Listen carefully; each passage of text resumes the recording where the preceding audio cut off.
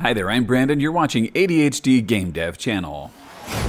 What is up, everybody? It is a Friday morning. It is raining here. We just had a tornado warning. Good morning to everybody. I was on the channel here and answering some comments and questions and reading people's posts, and a theme kind of started emerging, talking to everybody here, and it got me to thinking about how we share so much in common, being game devs, being ADHDers, some with, some without. And one of the things that I think I would like to encourage you in is, if you're working on projects, to avoid getting into the state of burnout. Okay, what can happen if you're really into a project, you can totally hyperfixate on something until you obsess over it and you can't let it go, and then before you know it, you're absolutely sick of it and you don't want to touch it again, and you walk away for a couple of weeks. This is no way to make good progress on anything. And I know how it goes, especially for me with game dev, because there's so much going on. You can get totally obsessive on anything.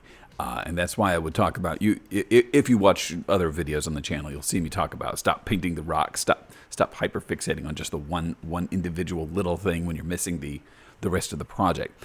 But a few of the things that have really helped me in that regard is that, first of all, if I can break out of that and move and do the other things, it actually does offer a reward. I start to make progress. The progress of the rest of the project is more rewarding than I might have foreseen. Sometimes I do need to just take a pause. I'm like, all right, I'm just going to sit here and just make this little area really pretty, just because that's where my brain is. But what I need to avoid is getting into a completely stuck place where that becomes an excuse for not making progress on anything else. I can intimidate myself out of making progress on anything else because I think that, oh, this is a big complicated thing and I can't do it. And it's just big, oh, no, can't do it. If you watch the How to ADHD channel, Jessica McCabe there had called that the wall of awful. Like, you can't possibly bring yourself to do a thing on that.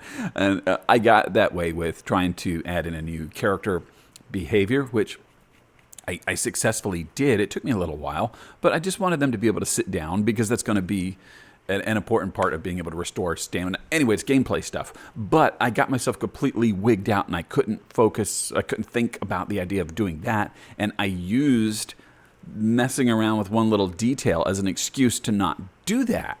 You see what I mean? I got completely fixated on a thing because I was avoiding doing something else. That's not healthy.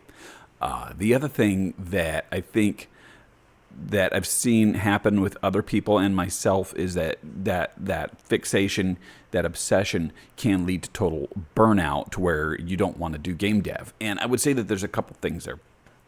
One is to not let fixating on one little thing stop you from making progress. To realize that progress is rewarding. Okay, it is rewarding and not intimidating.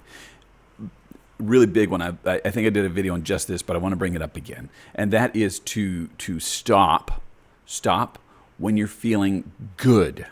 Okay. Okay. Hold on. Hey, ADHDers. Hi, welcome back. Hi, everybody. Listen.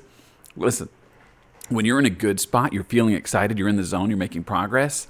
If you get to a stopping place, go ahead and stop. If you're getting those dopamine hits, you want to keep the crazy train going. You want to keep going. But if you've made enough progress, you've put in the work, you've done some progress, you shouldn't, I would say, keep grinding, because what'll happen is that you'll burn out, you'll go too far, and you'll lose that positive momentum.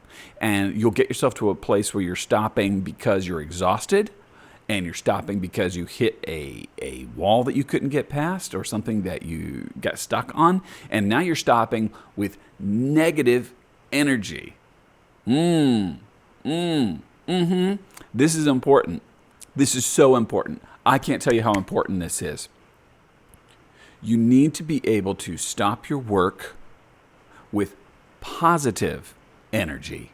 You understand what I'm saying here? Don't stop because something negative happened. Stop because something positive happened.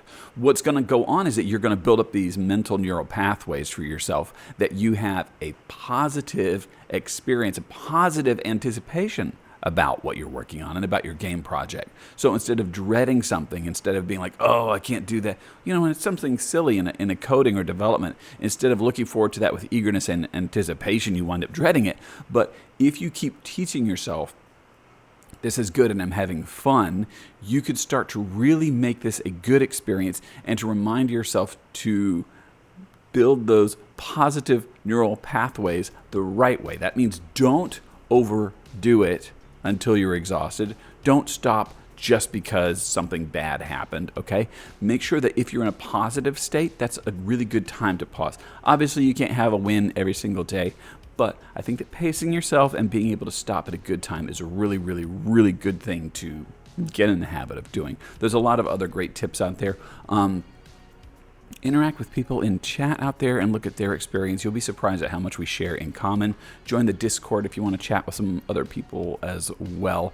But thank you for being here. I hope you'll subscribe. I hope that you will be awesome today. Bye, everybody.